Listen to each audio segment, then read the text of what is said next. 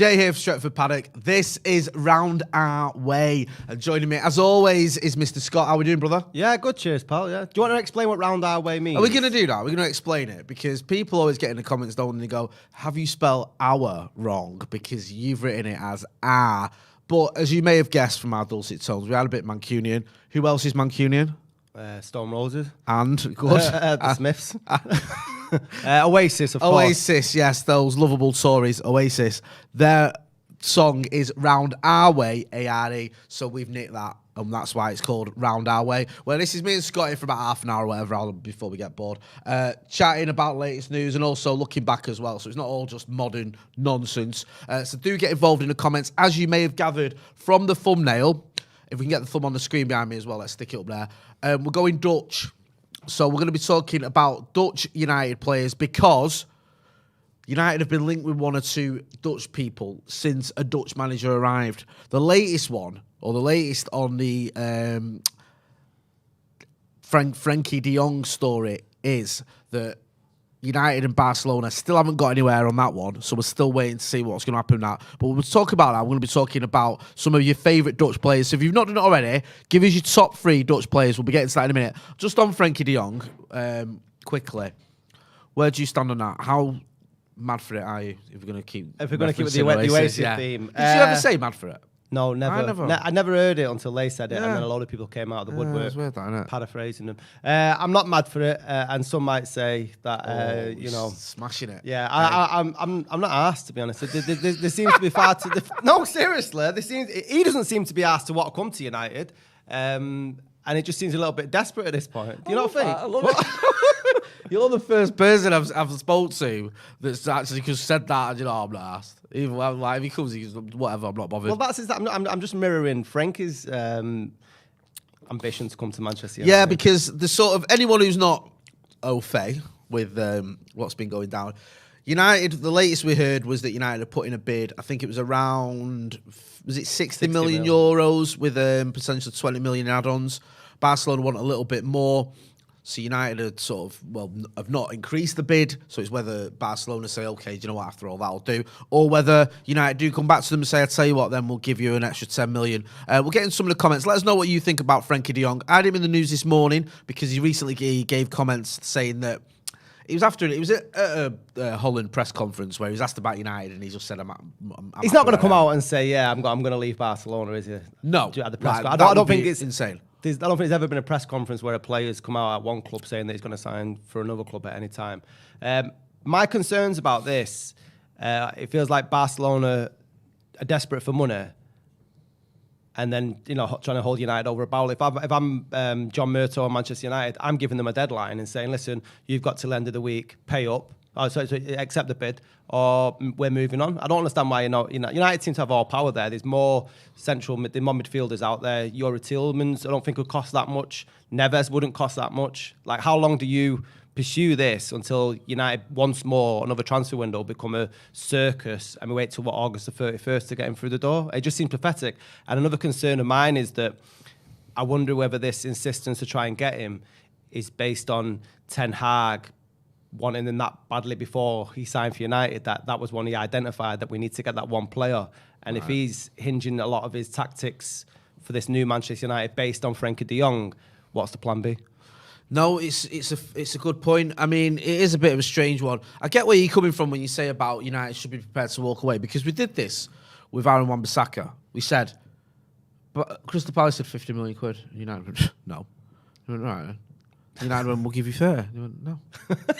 United went, all right, we'll give you 35. No. 40. No. 45. No. 50 million. Right, done. I wish we'd walked away. Yeah. Yeah.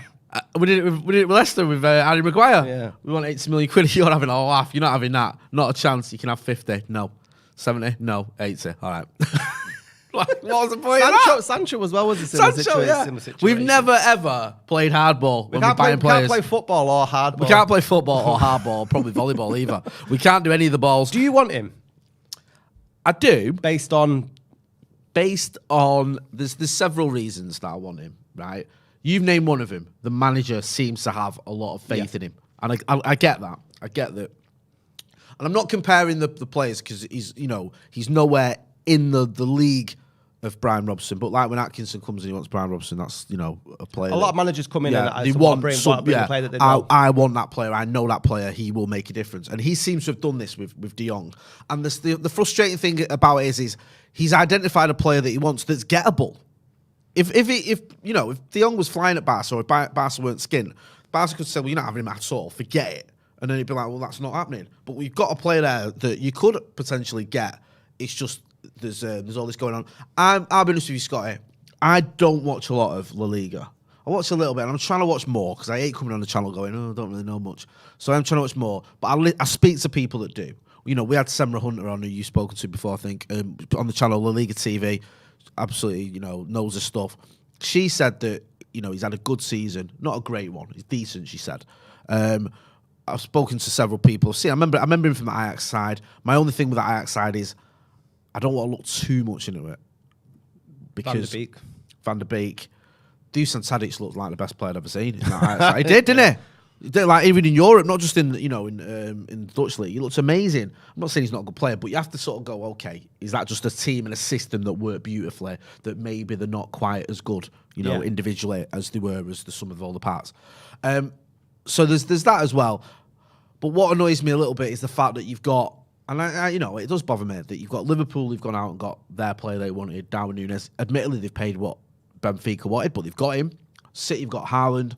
And we're doing this thing of just messing about a bit. And do you know what I mean? It is a bit frustrating, isn't it? Because we're the team out of everyone that needs to get these deals done. And the sort of icing on the cake is we've just lost 2 midfielders in Matic and Pogba, haven't we? Yeah. And we're still sort of sat here going, we don't know what we're going to do with De Jong. Yeah, but I mean, De Jong undoubtedly is better than the midfielders that are left at Manchester United, so he will improve the team in that sense. But where do you go if this deal doesn't come off, and how long do you wait for this deal to come off? Right. If you've sort of said there, United should just say, listen, you've got till Friday or whatever. That's our offer. If it ain't happening, we'll go elsewhere. And it looks like maybe I've heard that, reports say that Eriksen is a potential signing as well as De Jong, not instead of. But if you're looking at him, you could go, well, you know what, we've already got Eriksen on our radar. We'll get him and we'll just go, maybe some of the players you've mentioned. I'll get in some of the comments before I come back to you, because I've had quite a few. Danny Shields, who's been a member of the first team for 18 months, says Bex didn't want to leave United. Didn't mean he was apathetic about where he went and when he had to. I think there's contradictory reports on Beckham at United and what happened with Real Madrid. I've seen a few people say that he was ready to go, that he was actually up for being a Galactico. And I've seen others say, nah, he didn't want to, he just think he wanted rid of him. I've heard more stories about him wanting to be a Galactico than I have. Yeah, have you? Yeah, this is what I mean. I've heard it from... He didn't come across as the sort of man that was holding any regrets to leaving Old Trafford. No, it was, and I've heard it from people that I trust. Yeah. Who say, actually, it was a good move anyway for all concerned. I just think we got our pants pulled down on that. With 25 mil. Yeah, I know it was 2003, but still, he was such a global brand and such a good player. Yeah. That I just felt we were a little bit shortchanged. Maybe that's me with me, David Beckham, rose-tinted glasses on. Redman07 or RDman07 says, as member of the academy for 10 months as well, needed a catch-up window. Now further behind than when Ten Hag signed. Murtagh Arnold as useless as Woodhead Fudge. Swapped clowns for Muppets. Bit of pressure on Murtagh and Arnold, I feel, this window.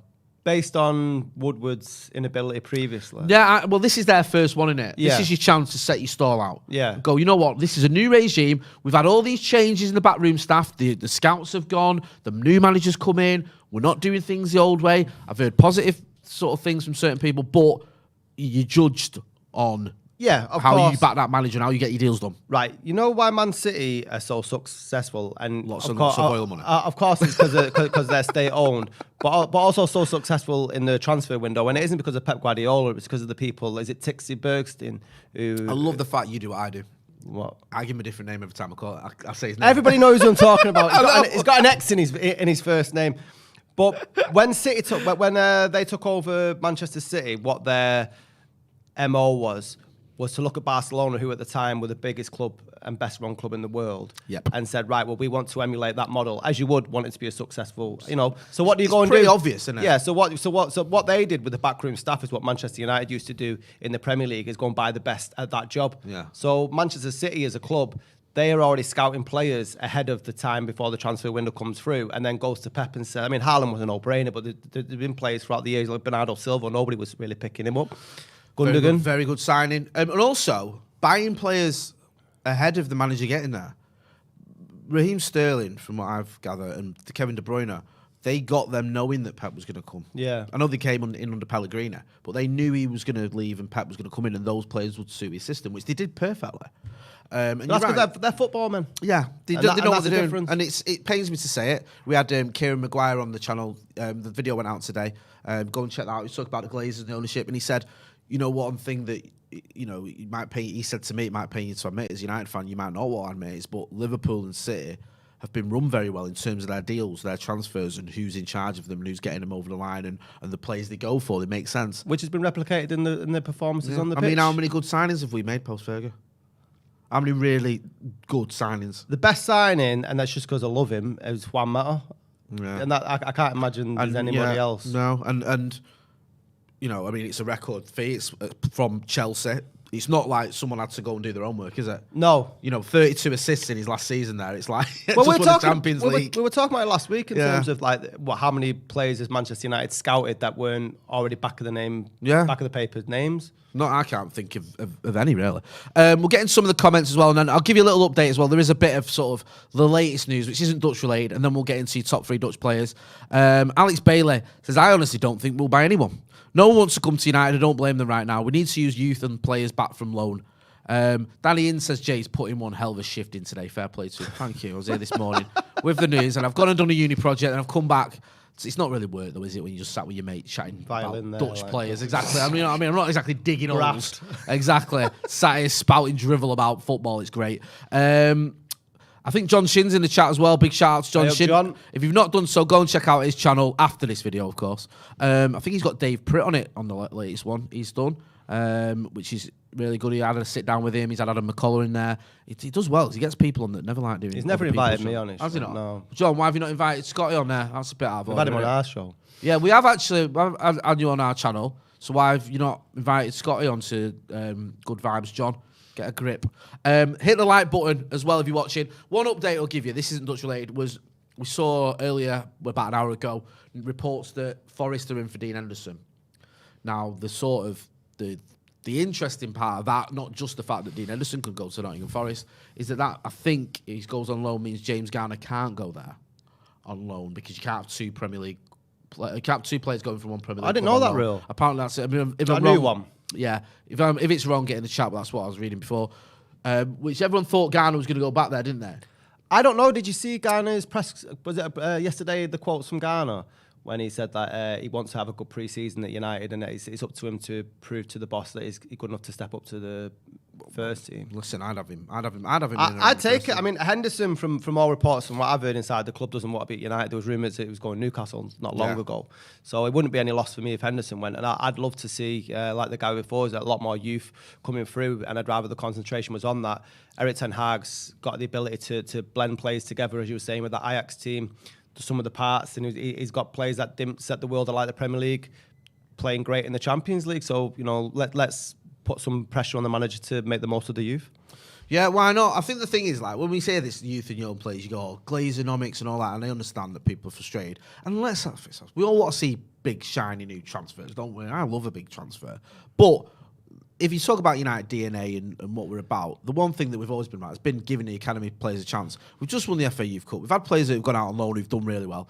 Some of them deserve a chance. Yeah, they certainly do. I mean, Garner, especially given his performances against Nottingham Forest. But when you talk about big, shiny players, if you look, we've had marquee signings since Ferguson left. And they've all been poor. And they've all fell. I mean, how heartbroken with Falcao, Di Maria. Well, just them names, though, when they sign, it's like, wow, Juan Mata getting off like James Bond off an helicopter. I know. You know. I know, and he was one of the better ones. Yeah, wasn't he? Do you know what I mean? and it's just... Even Pogba. Yeah. Really. I mean, you know, Lukaku again, Lukaku, massive signing. So signing. we've tried that, and it's not worked. Obviously, with the amount of merry-go-round with the managers. Sanchez.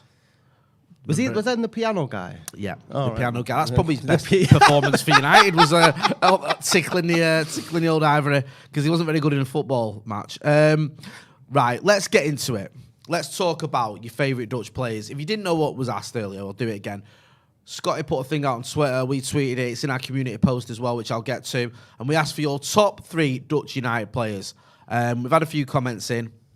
I don't want what are you basing it on first? What's the parameters? The parameters is it can't be the most successful.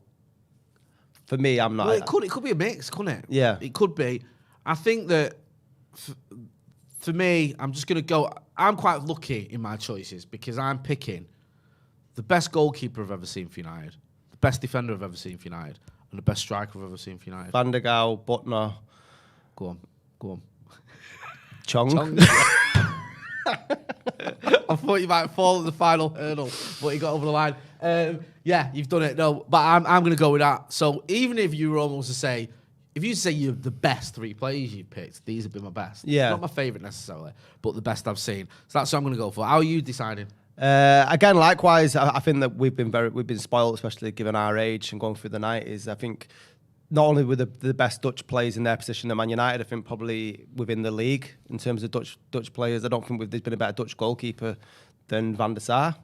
Yeah. There certainly hasn't been a better Dutch. Well, so you're going Van der Sar's one of your goalkeepers? Yeah. And the defender, I think we're both going to go with. I don't think there's been a better defender, definitely in the Premier League, than Yip Yap. Yep, Stam. Yeah, no, I agree. Like Van der Sar, I see this debate a lot of the time. People saying that Schmeichel was a better goalkeeper. Not for me. I think Van der Sar read the game better. His positioning was better. I think you look at that 14 clean sheets and a spin. I think is the Premier League record. Obviously, you know, he won the league, he won the Champions League. He didn't come to 35, did he, to United? That was a strange signing, though, didn't it? From Fulham. What was he doing at Fulham? And that was during a time when United were really struggling with goalkeepers, wasn't it? Because we had post Barthez, Taiba, Mark Bosnich, them big names, you know. Bosnich, Taiba, yeah, you've mentioned Barthez. Who else was there? There was Howard, there was Carroll, there was Andy Gorham, there was Nick Culkin had a cameo. There was the other kid from Portugal, his name escapes me. There was a few. Yeah, it was a long time to replace Schmeichel, really. And then when he signed from Fulham at the age of 35, and he'd left Juventus to Fulham, and you're thinking that he's at the end of his career. I don't even think Edwin van der Sar expected to have the career he did at Manchester United, but he's fantastic.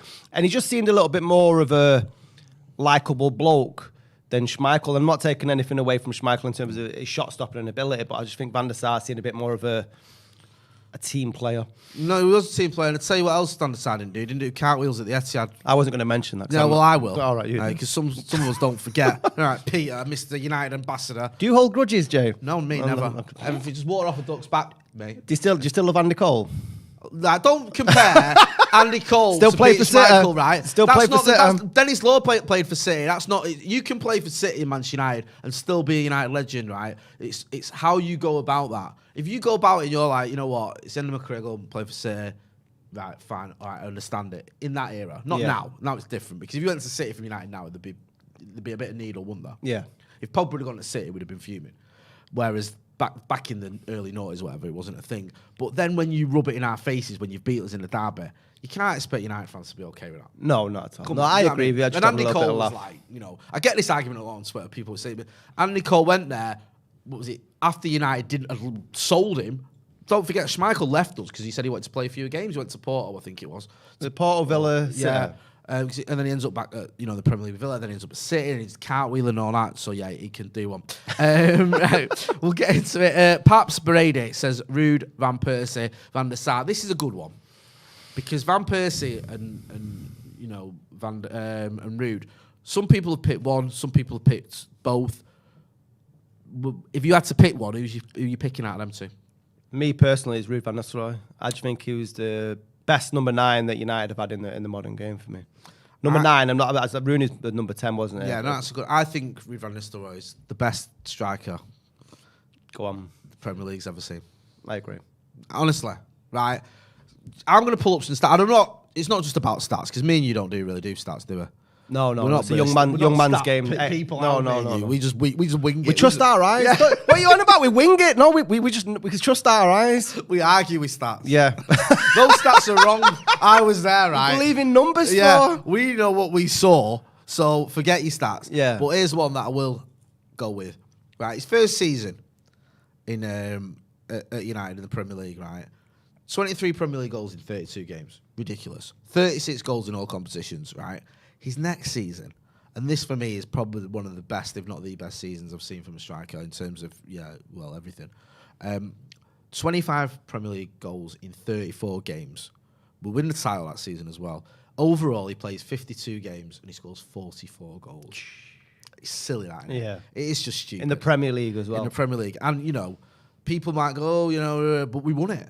That's the only season we did win it with Ruud, which is amazing. The weird thing with Ruud van Nistelrooy is he went to United in the noughties and Real Madrid and didn't win any Champions Leagues. Mad, isn't it? It's like he timed it as bad as he could. If he'd have come at United, I know you might say, it might not have happened, but it would have. If he'd have come at United a bit earlier or a bit later, he would have won the Champions League, got to Madrid a bit later, he would have won one, or a bit earlier, or a bit later, yeah. He just timed it. It's bizarre that he was at those two clubs for 9 years, I think, and he didn't win. There's a great question, isn't there? Like, who is the best player never to win the Champions League? And he's got to be up there with a shout. Is it him and do you reckon Zlatan as well as another one? Yeah, I imagine so. Yeah. That's a good question. That's a good one. That. But yeah, let's know who your top 3 Dutch footballers are. And obviously, this is off the back of the De Jong route. But I think when you're looking at the nationalities that have played for Manchester United, would you say us going Dutch has been more successful than bringing imports from any other country? Well, that's a good question. Should we go through some of them? Yeah, let's see. I'm going to some people, and I want to bring out people there who've mentioned him. Ultra 67 says Stam, Muren, Ruud, and Van der Sar, so he's done 4. Okay. I think it was Danny Armstrong on Twitter who was tweeting us earlier. He said that he'd go with Arnold Muren, because of his dad. I think his dad had said that. Arnold Muren played 98 games for United, scored 18 goals, and I think did he win 2 FA Cups with us?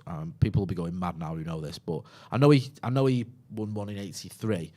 Let's just have a little double check here. Did he win one in 85 as well? No, just the one in 83. I think he scored in the final, didn't he? A penalty. So yeah, everyone goes on about his wonder of the left foot, Arnold Muren. He's the one that set up that goal for Van Basten, the volley. Right, okay. So he's one. Jordi Cruyff is next on the list. Didn't really work for him. Invented, the term pre-season Pirlo? Yeah. He invented that, didn't he? Because you remember him in pre-season. He and looked better than his dad. The thing is, it was him and Poborska. Yeah. United had the wool pulled over their eyes that summer, didn't they? I was like, Jordi Cruyff, seeing him in pre-season, he's forget Johan. You're going to be talking about Jordi. Yeah. And then when it got a bit cold... I've got a funny story. I was speaking to Andy Mitten about, and he was talking about players that have come to live in Manchester, especially during the 90s when there was nothing here. And United put Jordi Cruyff, who'd just been living in Barcelona and fantastic nightlife and that, and they stuck him in Bramall. And it's like 2 mile trek to his local shop, and it was just like pure like grannies and it was miserable. They did that with Zaha. I know it's slightly bit busy now, but yeah, he said the same thing. He was in Bramall with no one there, and he was just bored. He kept going back to London. Which isn't good, is it? If you're a footballer driving to London all the time, you know what I mean, when you should be chilling. That says it all. That Barcelona to Bramall. There's the title of your biography. Raymond van der Gaal, honourable mention. I think so, yeah. It was only like a first team player for about a season, wasn't it? But again, I like players that I think he realised that he might not break through to number 1, but he never seemed to kick up a fuss, did he? And he was always reliable when he came in. Yeah, 100%. I don't think anyone's picking him because you're not going to pick it, especially if you're going to go with a goalkeeper, you go with Van der Sar, but a very good number 2. Yip Yap Stam, 127 appearances, 1 goal. But the main thing with Stam is those 3 seasons, 3 Premier League winners, winning medals. No one's ever done that before, and a Champions League as well. Just 10 out of 10 defender. Yeah. Impossible to replace. We were quite fortunate to do so.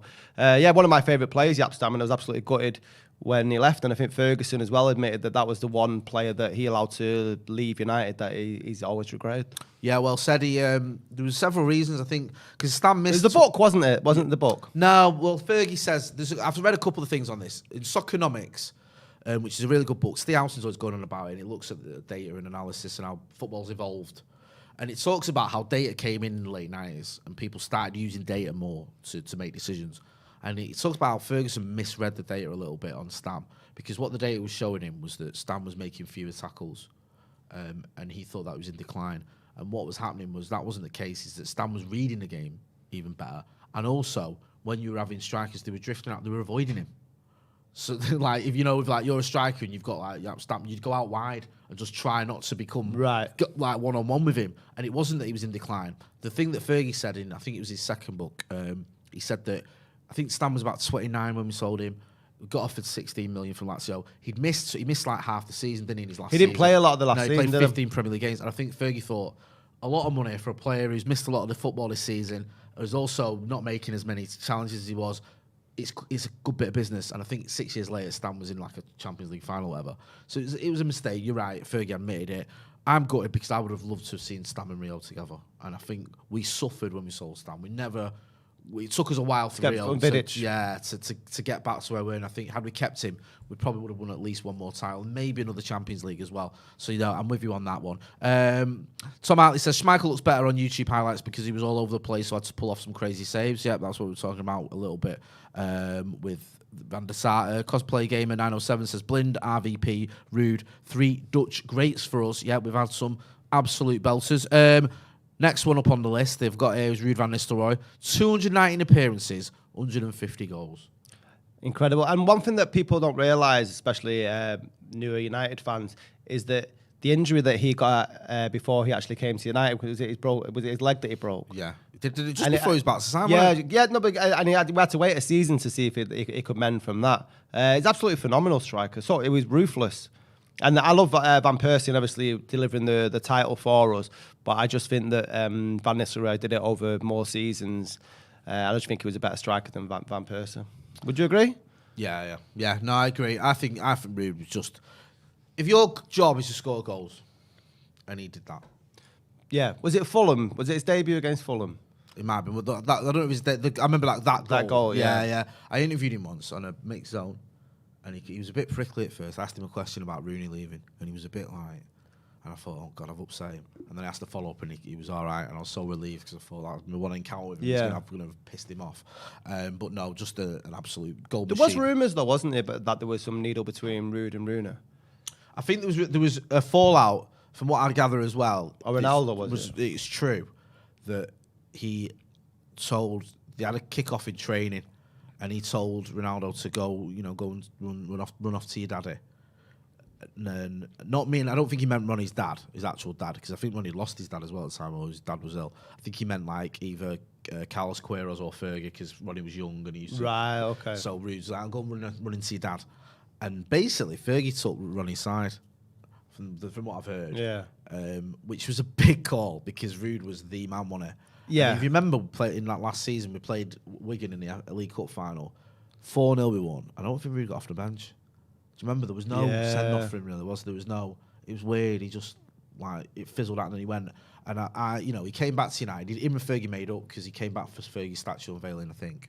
And it was good to see that they made up and stuff, because it did end on a bit of a sound note. And this is why it makes me laugh a little bit when I see people moaning about, he didn't get a send-off, You think, well, neither did Ruud. Well, I like when Lingard was whinging about him. I mean, like, Ruud, Roy Keane. Yeah, come on, Jesse. You know what I mean? Like, not everyone gets a send-off.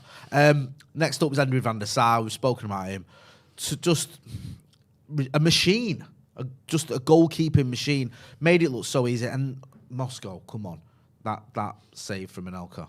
I still want to know. If I ever get Van der Sar, I'm going to ask him. Because I can't tell. Is he smiling as he's making that save? I know he's smiling when he's made it, but he looks like he's going, man. I know. I don't know if I'm not a goalkeeper, but I think you know when you're going to save it, don't you? Because it's that. He's on his way. Like, this is happening. I'm doing this one. So Van der Sar, just phenomenal player. And also, he's doing well in here at Ajax. And people said... I wouldn't mind him at United, to be honest. He knows what he's doing, unlike some of our lot. Van Persie, this is a good one. Maybe he's been a little hard done by some people who, like myself, who've picked Ruud over Van Persie. 105 appearances, 58 goals. Obviously, that title-winning season, that first season, he was just ridiculous.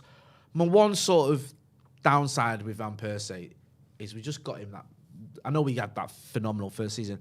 Shame we didn't get him a couple of seasons earlier, innit? Yeah, definitely. Because by the second season, he was injuries were catching up with him. Third season, he was done. It was quite surprising. I mean, when you look at, when we talk about Ruud, when he moved to United and he was coming off the back of injury, don't forget Van Persie's record at Arsenal wasn't great, was it, in terms of him playing games? He was injured a hell of a lot of times. He was. He scored a good goal, though, didn't he, in Brazil? Yeah, we were 8 years ago this week, was Yeah. it? We were there, weren't We were there, weren't we? And do you know what makes me laugh about that, right? The diving header against Spain. We were there, and you see him run off, and he runs towards Van Gaal, and high-fiving, and obviously Dutch team did phenomenally well in the World Cup that year, and everyone was like, oh, he's going to be Van Gaal's captain for United, isn't he? And Van Gaal made him train with the reserves, didn't he? Yeah. Because remember, we were in Brazil, and we knew that Van Gaal was going to get United job, and off the back of that, we thought, right, okay, we're going to be playing this Dutch total football. Van Persie's going to lead us to another title, and it just sort of imploded. I mean, Van Gaal's a funny character, isn't it? He's been quite funny this week with some of the comments. Yeah, it was a bit of a weird one with Van Gaal. I always wonder whether that Leicester game just did for him. You know, the 5-3. His ideas, because he just sort of, did he think, this is it, man, just keep the ball. That's my new philosophy. But yeah, Robin Van Persie, that first season, title number 20, just scoring goals all over the gaff. It was mint. Next up, Alexander Butner. We've got that picture. Yeah. This is my favourite thing about Alexander Butner. We're going to get this on the screen. Producer Ethan, there you go. This is his house. I mean, it's not the best picture of Fergie, is it? No. Fair is play. It Fergie? Yeah. All right. That's what I mean. It looks like one of them face more. I bet he regrets having that haircut now. I bet he wish he went for a back and sides. Yeah. He was one of the first players I remember us buying who was covered in tattoos. Really? Fergie, I don't know. How old are you, Jay? No, but do you know what I mean? Yeah. He had a slight sleeve tattoos. Because I was at this press conference where he got unveiled, and no one had heard of him. And I've never seen a player more surprised to be at United in my life. Really? Yeah, he was like more than Bebe? Yeah. It was like, I don't even know how I ended up here. Where did we get him from? I'll have to have a little bit of a I can't remember. I can't remember. I'm going to have to... Because when we're talking about signing players that are unknown nowadays, it doesn't happen as much. But back then, there were some sort of signings that Fergie made. He went, all right, that's an interesting choice, Alex. He played 28 games for us. But I remember he played against, I think it was his debut against Wigan, and we beat Wigan, I think, 5-0. And this is like, not in the infancy of Twitter, but Twitter was a thing, but I was at the game, and he played really well, but and I got home, and all I saw on Twitter, everyone had been saying, get rid of Evra. Butner's the one. Like, everyone had just got so carried away. And then I think it was against, I remember got to Stamford Bridge. We played Chelsea in the League Cup, and he had a stinker. One of them ones where he looks like he's won a competition to play for Manchester United. And I think that was the beginning of the end of him. I think Fergie thought, actually, I can't really use him. Next up, one of the most gorgeous men ever, Daley Blind. 141 appearances, 6 goals. Was at the club for about 4.5, 5 years. Weird one, Blind, isn't it? Because he's unlike, I always think he was a bit of an in-betweener. He's not someone you go was very, hugely successful, but you wouldn't say he's a disaster. I actually think he's a fantastic footballer. I just think he was misused at United because he could play multiple positions and he was used more of a sort of utility man. And if you look at the stuff that he's at Ajax now, isn't it? Yeah. And he's playing quite well for them. Met him once, Daley Blind, and he was in the right miserable git. We were doing some advertising for United for New Era. Oh, yeah. And he had to come in and with Eric Bayer. Funnily enough, Eric Bayer could walk at that time. He wasn't injured. But it looked like someone had brought Daley Blind up and said, you're going to have to get to Old Trafford and wear these caps. And he was just absolutely fuming. He just didn't want to be there at all. Can you smile, Daley? That sort of thing. Yeah, he was proper full-on diva. I think he left like the season after. Fair enough. Footballers love doing those things, though, don't they? They absolutely. They get paid a shitload of money. I know, they get paid a shitload of money, but they still fume, don't they, when they have to do it. Next one, probably the most disappointing one on the list for me. Memphis Depay. I had such high hopes for old Memphis. And when he came, he looked really good. Yeah, I thought we'd found the new Ronnie. Yeah, he did. He skillful, scored goals, left foot, right foot, confident, just had a little bit about him, a bit of swagger, and then he fell off a cliff, didn't he, his form? I think his ego is the worst part about Memphis Depay, because I think obviously he's got the ability. If you see what he did in France and the goals that he scored in France was absolutely incredible, and a far better player than he was at Manchester United. But he just seemed to be a little bit too erratic off the field. He reminded me very much like Mario Balotelli, skillful footballer, but I think he's got a few screws loose upstairs. Yeah, I think it was Rooney who said to him, like, he told him, he came in a gold-plated Rolls Royce, and he's like, you need to stop doing that. And then he came in the next day in a different. I remember a picture of him wearing like a fucking cowboy hat with some. He does music videos as well. Yeah, I mean, each to their own, but it just seemed to be be successful at the game before you start acting that way. Bit of a weird one that when he went to Bath. I was a bit like, it was a free, wasn't it? I think so. Yeah, and he had to take a pay cut because of their financial problems.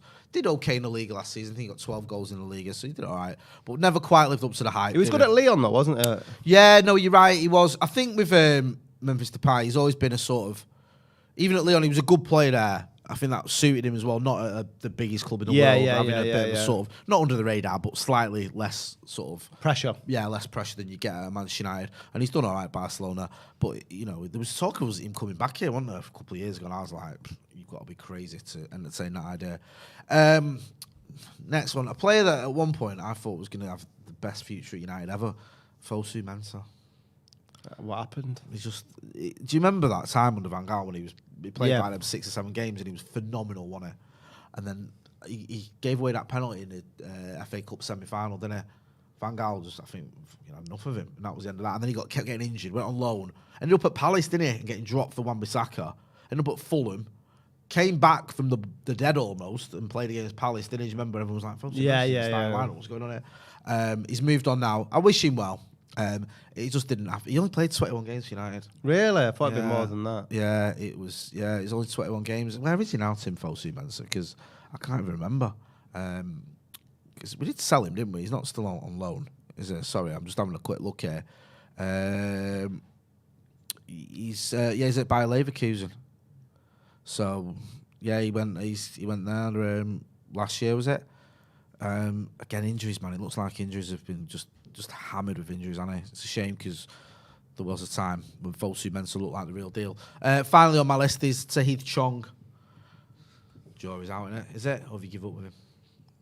I don't know.